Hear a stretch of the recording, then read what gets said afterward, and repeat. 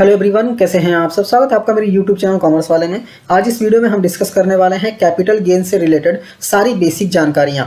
ये वीडियो आपके लिए डेफिनेटली इंपॉर्टेंट है। इंपॉर्टेंट इसलिए है क्योंकि इस टॉपिक से रिलेटेड हम और भी वीडियोस अपने चैनल पे अपलोड करने वाले हैं, जिससे कि आपको कैपिटल गेन से रिलेटेड कोई भी कन्फ्यूजन ना रहे और ITR फाइलिंग करते वक्त आप प्रॉपरली अपना ITR फाइल कर सकें। तो मेक श्योर कि आप चैनल को सब्सक्राइब कर लीजिए, जिससे कि मेरे आने वाले वीडियोज़ के नोटिफिकेशन आपको मिलते रहें।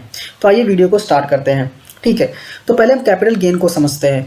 तो कोई भी ऐसा कैपिटल एसेट्स जिसको आप ट्रांसफ़र करते हैं और जितना आपका कॉस्ट है एसेट्स का, उससे ज़्यादा अमाउंट पे अगर आप ट्रांसफ़र करते हैं तो वहाँ पे कैपिटल गेन अराइज हो जाता है। आप जिस प्रीवियस ईयर में ट्रांसफ़र करते हैं उस प्रीवियस ईयर में आपको कैपिटल गेन अराइज होता है, और उस प्रीवियस ईयर में जब आप ITR फाइल करेंगे तो उस प्रीवियस ईयर का जब आप ITR फाइल करेंगे तो वो टैक्सेबल हो जाएगा under the head capital gain. ठीक है, अभी ट्रांसफर क्या होता है, तो लेमन लैंग्वेज में अगर हम बात करें तो अगर आप सेल करते हैं या फिर कैपिटल एसेट्स का एक्सचेंज करते हैं तो उसे हम ट्रांसफर कहते हैं। अगर आप इमूवेबल प्रॉपर्टी का पोजीशन भी दे देते हैं, ठीक है, इन परफॉर्मेंस ऑफ पार्ट कॉन्ट्रैक्ट, तो भी हम उसे सेल या फिर हम ट्रांसफर मानते हैं। नेक्स्ट सवाल ये आता है कि कैपिटल एसेट्स क्या होता है, क्योंकि अगर हम कैपिटल एसेट्स को ट्रांसफर करेंगे तो ही कैपिटल गेन अराइज होगा। तो कैपिटल एसेट्स को समझना बहुत ही इंपॉर्टेंट है, क्योंकि कैपिटल एसेट्स ही होना चाहिए तो ही कैपिटल गेन अराइज होगा। तो आइए पहले कैपिटल एसेट्स को समझ लेते हैं। ठीक है, तो एनी काइंड ऑफ प्रॉपर्टी, कोई भी प्रॉपर्टी होने दीजिए, मूवेबल, इमूवेबल, टेंजिबल, इंटेंजिबल, चाहे आप बिजनेस में यूज़ करते हो, चाहे प्रोफेशन में यूज़ करते हो, या फिर आपकी पर्सनल प्रॉपर्टी होने दीजिए, सारी कैपिटल एसेट्स होती हैं। ठीक है, इसमें कुछ एसेट्स को एक्सक्लूड किया गया है। एक्सक्लूड किया गया है क्या मतलब होता है, मतलब कुछ ऐसे एसेट्स बताए गए हैं जो कैपिटल एसेट्स नहीं होते हैं। कौन कौन से एसेट्स हैं? Stock in trade capital assets नहीं होता है।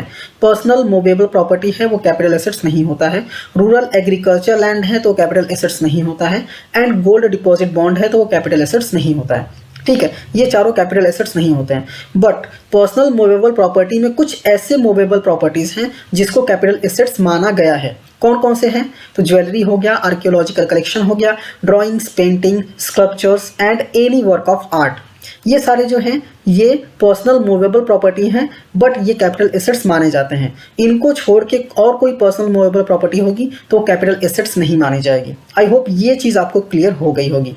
ठीक है, नेक्स्ट कुछ नोट है जो कि यहाँ पे आपको ध्यान में रखने वाली बात है। कोई भी सिक्योरिटीज़ अगर हेल्ड करता है फॉरेन इंस्टीट्यूशन इन्वेस्टर्स, जिसको FII बोलते हैं, तो वो हमेशा कैपिटल एसेट्स ही माना जाएगा। अगर यूनिट लिंक इंश्योरेंस पॉलिसी आपने ली हुई है, यूली बेसिकली अगर आपने लिया हुआ है और वो लिया है आपने 1 फरवरी 2021 को या फिर उसके बाद, एंड उसका जो प्रीमियम आप पे करते हैं किसी भी फाइनेंशियल ईयर में 2.5 लाख से ऊपर जाता है तो हम उसे कैपिटल एसेट्स मानेंगे। अगर 2.5 लाख से नीचे है तो कोई दिक्कत नहीं है। ठीक है, अभी हम ये समझते हैं रूरल एग्रीकल्चर लैंड जो होता है इंडिया में, उसको हम रूरल कब मानेंगे। ठीक है, क्योंकि अगर रूरल होगा तो ही कैपिटल गेन नहीं आएगा, अगर रूरल नहीं होगा मतलब अर्बन होगा तो उसे कैपिटल गेन माना जाएगा या फिर कैपिटल एसेट्स माना जाएगा। तो अभी यहाँ पे देखेंगे रूरल एग्रीकल्चर लैंड किसे कहते हैं। तो वो एग्रीकल्चर लैंड जो जिस एरिया में स्थित है, मतलब जिस एरिया में वो लैंड है, अगर उस एरिया का पॉपुलेशन 10,000 से कम है तो वो रूरल एग्रीकल्चर लैंड होता है। ठीक है, ये पहला कंडीशन है। दूसरा कंडीशन ये है कि कोई ऐसा एरिया जिसका पॉपुलेशन 10,000 से 1 लाख के बीच है। ठीक है, और जो मेरा एग्रीकल्चर लैंड का एरिया है वो इस एरिया से, जो एरिया का पॉपुलेशन मैंने बताया 10,000 से 1 लाख, इस एरिया से 2 किलोमीटर से भी ज़्यादा दूर है तो वो लैंड रूरल हो जाएगा। अगर 2 किलोमीटर से नज़दीक है तो वो अर्बन कहलाएगा। ठीक है, सेकेंड कंडीशन ये है कि कोई ऐसा एरिया जिसका पॉपुलेशन 1 लाख से 10 लाख के बीच है, इस एरिया से 6 किलोमीटर से भी ज़्यादा दूर है आपका एग्रीकल्चर लैंड, तो वो रूरल हो जाएगा। और 6 किलोमीटर के दायरे में आएगा तो वो रूरल नहीं होगा, वो अर्बन हो जाएगा। ठीक है, फोर्थ कंडीशन ये है कि एरिया का पॉपुलेशन 10 लाख से ज़्यादा है और उस एरिया से 8 किलोमीटर से भी दूर है आपका एग्रीकल्चर लैंड, तो वो रूरल एग्रीकल्चर लैंड कहलाएगा। ठीक है, दैट मीन्स कि 10,000 से 1 लाख का एरिया है, उससे 2 किलोमीटर से भी दूर होना चाहिए। अगर 1 लाख से 10 लाख का कोई एरिया है तो उससे 6 किलोमीटर से भी दूर होना चाहिए आपका एग्रीकल्चर लैंड। अगर कोई ऐसा एरिया है जो जिसका पॉपुलेशन 10 लाख या फिर उससे ज़्यादा है तो उससे 8 किलोमीटर से भी दूर होना चाहिए आपका एग्रीकल्चर लैंड, तो उसे हम रूरल एग्रीकल्चर लैंड कहेंगे। और ये बेसिकली एग्जम्प्ट होता है, इसमें कैपिटल गेन नहीं आता है क्योंकि ये कैपिटल एसेट्स होता ही नहीं है। ठीक है, आई होप आपको ये समझ में आ गया होगा। नेक्स्ट हम ये समझेंगे कि टाइप ऑफ कैपिटल एसेट्स क्या होते हैं।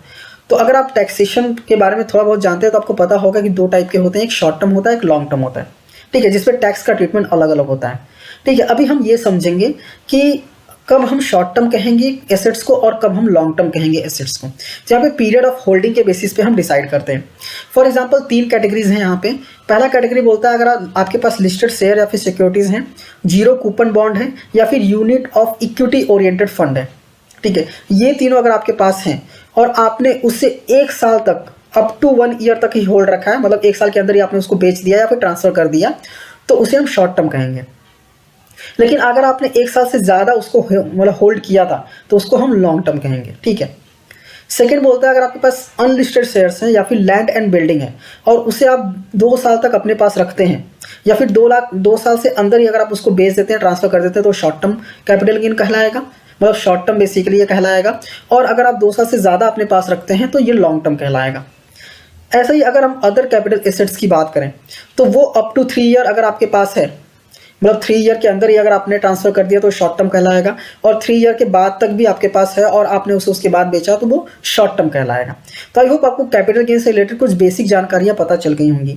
अभी हम आने वाले वीडियोज़ में कैपिटल गेन से रिलेटेड और भी सारी चीज़ें लेकर आएंगे जिससे कि आपको और भी क्लैरिटी होगी और ITR फाइलिंग में बहुत ही आसानी होगी।